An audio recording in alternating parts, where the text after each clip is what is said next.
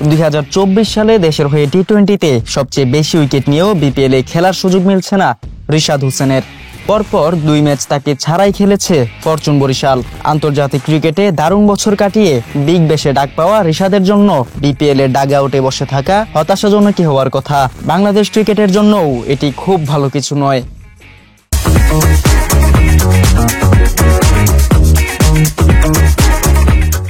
বাংলাদেশের বাস্তবতায় গেল বছরটি স্বপ্নের মতো কাটিয়েছেন রিশাদ। দেশের প্রথম বিশেষজ্ঞ লেগ স্পিনার হিসেবে কোনো আইসিসি টুর্নামেন্টে ভালো পারফরমেন্স করেন। টি-20 বিশ্বকাপের এক আসরে নেন বাংলাদেশের হয়ে সর্বোচ্চ 14টি উইকেট। এছাড়া সব মিলিয়ে 24 ম্যাচে 35টি উইকেট শিকার করেন তিনি।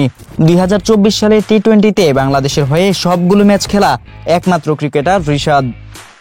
রংপুর রাইডার্সের বিপক্ষে ম্যাচের পর সংবাদ সম্মেলনে রিশাদের না থাকা নিয়ে প্রশ্নের জবাবে দলের সমন্বয়ের কথা বলেন বরিশাল কোচ। হ্যাঁ, রিশাদ আমাদের ওয়ান অফ দ্য কি বোলার, সো কম্বিনেশনের জন্য হয়তো রিশাদ খেলছে না, বাট মাত্র 2টা গেম গেল, আমরা রিশাদ অবশ্যই আমাদের প্ল্যানে আছে।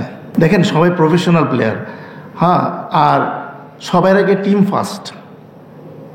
টিম কি চিন্তা করে যে টিম কি কম্বিনেশনে খেললে টিম জিতবে, সো সেই ক্ষেত্রে হয়তো আজকে নাইট ম্যাচ ছিল বা অন্য কম্বিনেশন করতে গিয়ে রিশাদের খেলাটা হচ্ছে না। বাট আমি আগেও বলেছি যে মাত্র 2টো ম্যাচ হলো, অনেক সময় বাকি পড়ে আছে খেলা, সো রিশাদ অবশ্যই খেলবে। রিশাদ আমাদের কি প্লেয়ার।